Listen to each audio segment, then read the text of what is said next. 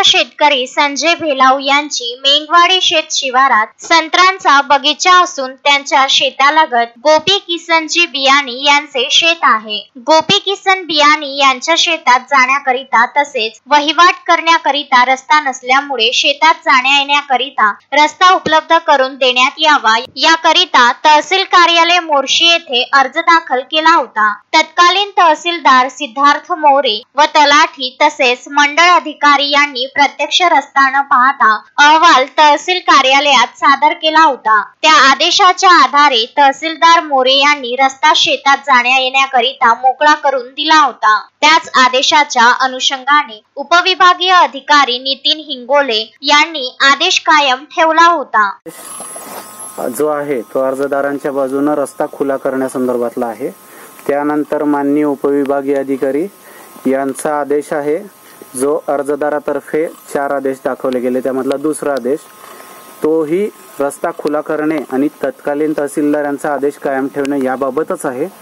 त्यानंतर हे junior division civil court Morshi इथं चाललेलं प्रकरण आहे।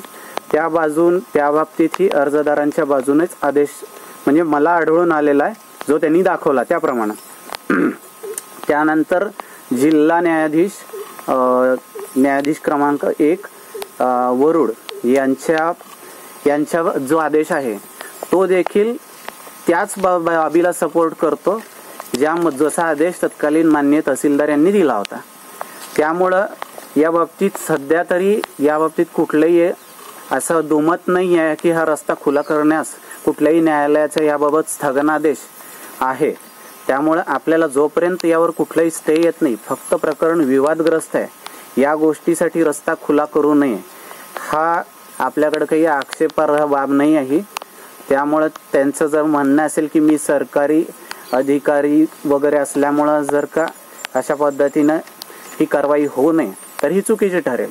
जर नोटीसचीच बाब असेल तर आपल्याला ती पुन्हा एकदा नोटीस काढता येईल आणि त्या पद्धतीने आपल्याला नोटीसमध्ये चूक आहे तर तेवढी नोटीस कशी करेक्ट पद्धतीने निघेल आणि आपल्या होणाऱ्या जे काही प्रोसिजर आहे त्याच्यामध्ये कुठलीही चुकीची गोष्ट होणार नाही याची काळजी तहसील प्रशासनामार्फत घेण्यात येईल। नव्याने रुजू झालेले तहसीलदार सागर ढवळे यांनी तक्रारदार व गैर अर्जदार यांना 22 ऑगस्ट रोजी पत्र देऊन रस्ता मोकळा करण्याचे सांगितले होते। त्याच अनुषंगाने 26 ऑगस्ट रोजी नायब तहसीलदार चारुदत्त पाटील, मंडळ अधिकारी व तलाठी तसेच दोन्ही शेतकरी पोलीस कर्मचारी रस्ता मोकळा करून देण्याकरिता घटनास्थळाची पाहणी केली असता सदर प्रकरणाला तात्पुरती तहसीलदार सागर ढवळे यांनी स्थगिती दिली आहे।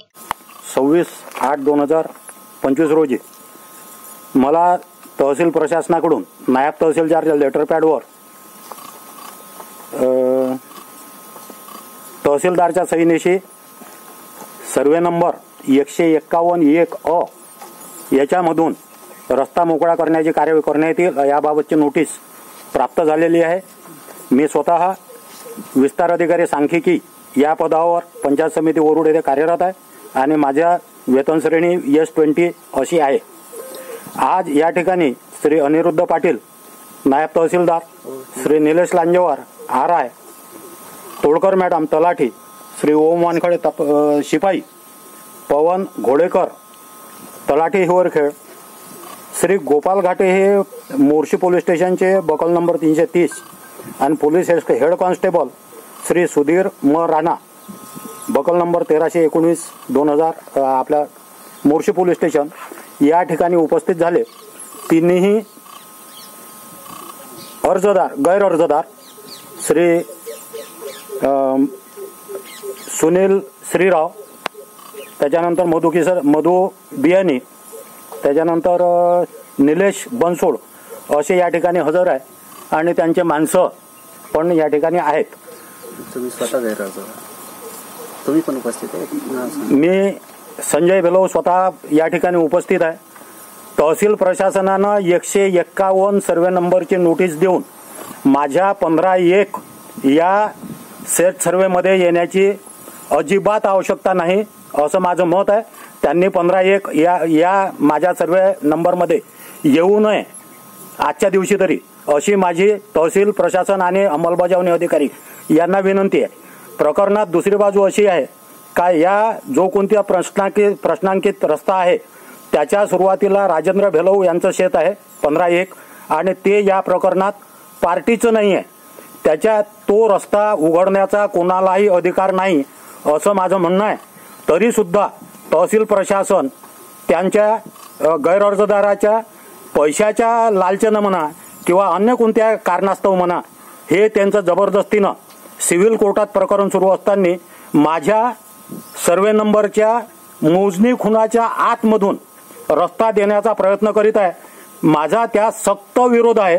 तरीही अंमलबजावणी अधिकारी ह्या त्यांच्या अधिकाराचा गैरवापर करून जर त्यांना ह्या रस्ता द्यावायचा असेल तर त्याला मी सिव्हिल पर्सन म्हणून अजिबात विरोध करणार नाही. परंतु मी या सर्व कारवाईच्या विरुद्ध न्यायालयीन कार्यवाही किंवा माझे वकील साहेब जे काही कायदेशीर सल्ला देईल त्याच्याप्रमाणे कार्यवाही करणार आहे. That's all. Sanjay Garpawar, Vidarbha news, Morshi. Shraddha family shopping में जाएंगे हम सभी, साड़ियों की नई डिजाइन देखो यहीं से लाएंगे. श्रद्धा फैमिली शॉपिंग में जाएंगे हम सभी, लेडीज जेंट्स बच्चों की हर फैशन लाएंगे सभी. फैशन के सफर में आप भी आगे ही आगे बढ़ते चलिए, क्योंकि बिजीलैंड का सबसे बड़ा आलीशान भव्य showroom Shraddha family shopping and mall, Busyland complex, Nandgaon Peth, Amravati.